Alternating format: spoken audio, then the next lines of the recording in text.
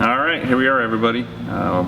Working on finishing up the Vultee BT-15. And we're going to kind of do a little walk around of actually what we did to this airplane.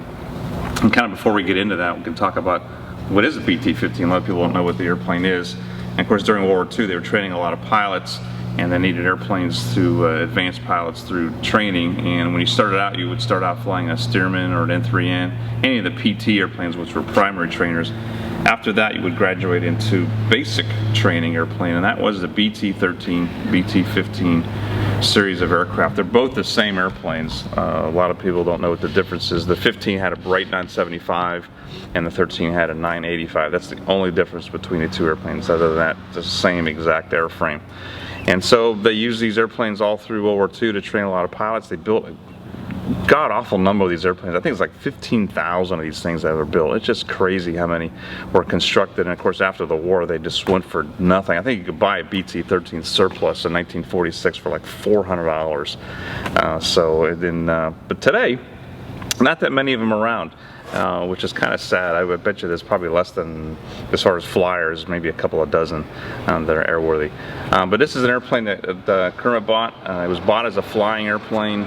We decided to basically kind of go through. We didn't do a full restoration. What I mean by that is we didn't take the entire airplane completely apart and tear it completely down and change everything. There was a lot of elements to the airplane that were just fine, and we didn't want to sink a lot of time and money into the airplane and doing things that weren't necessary, because the BT-15 13s don't have a huge value, so you can actually pour a lot of money into one of these airplanes and not get it back. So we elected just to clean the airplane up, do what we could to make the airplane better. So a lot of people ask, where do you start on these projects? And I always like to start at the center of the airplane, which in the case of a lot of these aircrafts would be the center section. And the center section basically is part of the wing. It actually attaches to the fuselage.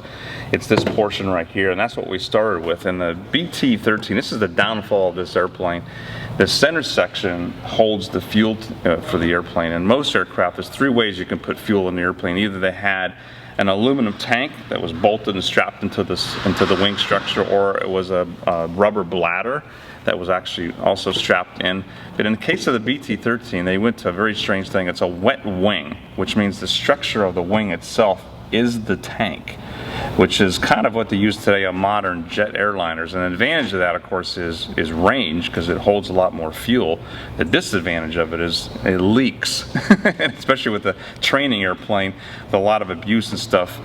Kind of an interesting choice that Vultee made to go with a wet wing, and that is a very difficult thing. And the first thing that had to be done to this airplane is the center section had to be opened up on the bottom, the skins removed on underneath, all the old sealant cleaned out, resealed, new skins, new inspection plates, tank sloshed, checked for leaks, and then put back together again. A lot of time went into that, but you really have to do that with the BT airplanes because that's very critical. So that was done, center section finished, painted, and then of course we went on to the fuselage. Now the fuselage is kind of what we left alone because there was a lot of things about it that were just fine, but we did do some things internally. All the instruments were sent out for overhaul because they were in pretty sad shape, so those all went out. All the instrument hoses, all the internal hoses were changed. That's all been done. And all the canopy glass, all the sliding plexi, the glass on the windshield, that was all changed. It was in very poor condition. In fact, the front windshield frame and the back turtle deck frame had to be changed. Those pieces were in very poor shape. We were able to source out some new parts and change those. So basically that's all we had to do with the inside of the airplane. And then from there, of course, we did some paint work on the fuselage. Paint scheme we decided on was a navy scheme. There's only really three correct schemes for the BT-13 series airplanes. That was yellow and blue, which was early on in its career. Some airplanes were mostly just basically overall silver or unpainted airplanes. The Navy actually had some really cool airplanes. The NAS Corpus Christi in Texas, they had airplanes, they were called SNV 1s and 2s. That's what the Navy designated the airplane. And they had some interesting schemes. One of them was NAS, Naval Air Station, Corpus Christi, Texas, and that's what this airplane represents, 1942, which is silver fuselage, yellow wings, red bands on the wings, and also a red tail. The red bands actually made it or identified it as an instrument trainer. That's another reason they used the BTs for, was a lot of instrument training. So we thought it was a colorful scheme, kind of gives the airplane some interesting appeal. So that's the paint scheme that we chose. So continuing on from the fuselage, after we did some paint work, again internally on the tail we didn't have to do anything. That was pretty sound. New luggage compartment though, because BT-15 has a really cool, it has a little canvas baggage compartment inside of that. And that's an NOS piece that we actually found. Amazingly, you can find new parts for these airplanes. A lot of parts for the BT-13 out there. You can buy just about anything for it. There's a couple of people that have pretty big collections of parts for the BT. So nice new luggage compartment in there. And then going back to the tail, close that up. The tail actually needed a lot of work. This was all taken apart because when the airplane was shipped to us, it was all disassembled. And a closer inspection of the horizontal stabilizers revealed a lot of internal corrosion. They weren't really worth rebuilding, so we sourced some better horizontal stabilizers. Both sides had to be replaced. So those were cleaned up, painted, and put on the airplane. The control surfaces, the elevator, rudder, those are all recovered. They're fabric covered control surfaces, so those all had to be redone and painted. And the vertical stabilizer is original for the airplane, but back inside, we looked inside and there was actually some corrosion inside of there, so we had to take part of that apart, repair that damage, and put it back together again and repaint it. So that's all sourced out, and the tail cone put back on again.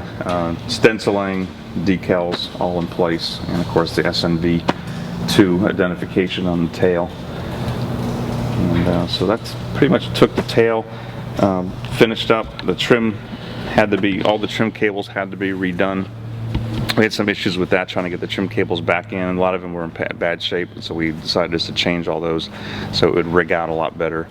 And so that's finished, and brand new, not brand new, but replacement trim tabs. These were also corroded. The rudder was fine, but the other ones were corroded, so we got sourced some new pieces. And if you notice, they have a little extension on them. When these airplanes were surplus after the war and they were certified by the CAA, which is now the FAA, there were some changes you had to make to the airplane, and one of them was a 2-inch extension to the elevator trim tab. Apparently they didn't feel there was enough travel or enough elevator trim tab response, so they had to actually put that on there, and that is still required today on the BT-13 airplanes. So continuing around to the right hand side of the airplane, basically it's the same paint work was done, and all the panels on this side of the airplane. BT-13 is really cool because it has, the side panels are removable just by Zeus fasteners. So you can actually open up the entire airplane very quickly for maintenance. Those were in very good condition. We didn't have to do anything to those other than just repaint them. All the wing fairings were fine. Reinstalled those and painted them. And again, the center section continues on to the side, and that's all fine. New wing walk placed on there because it had to be stripped off along with all the old paint, and so we put all new wing walk on there. Flaps, again, recovered, both the inboard and outboard flaps, brand new fabric on those. And just the other day we put the outer wing panels on. The outer wing panels were in really nice shape. Internally we inspected them very closely. There were no issues at all. Again, we just repainted those and put those back on the airplane.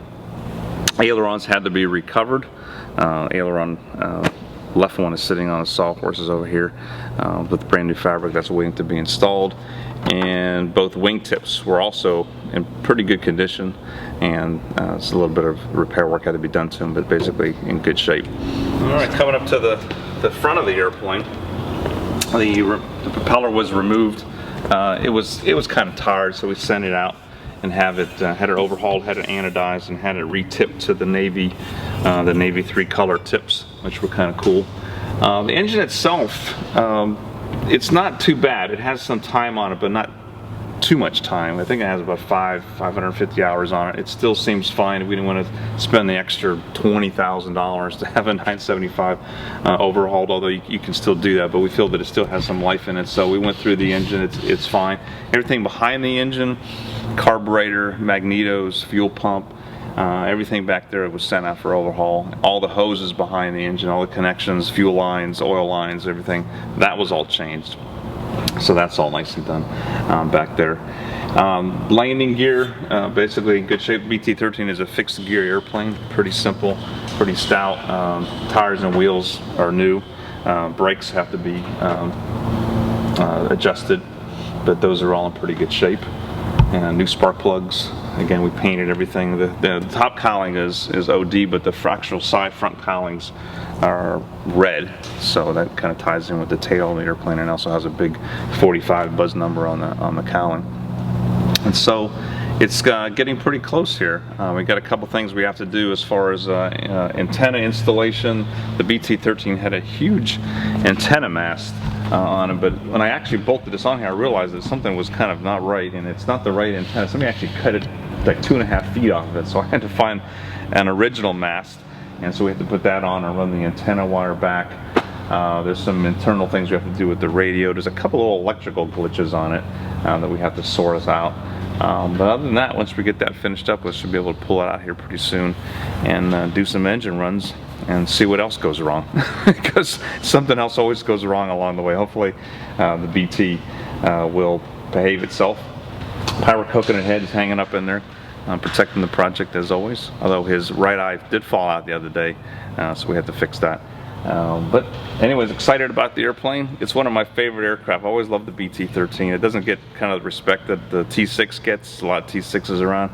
But you talk to people that fly the airplane now and people that actually flew it back during the war, and they really like the airplane. It's very forgiving.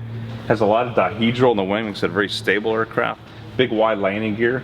Makes it very easy on the ground to maneuver. It's not prone to ground looping at all. And it's just a great little airplane. It's just too bad there aren't too many more BT-13s around, but it's a nice addition to the collection, and hopefully here in the next month or so we'll get it finished up and we'll get it flying.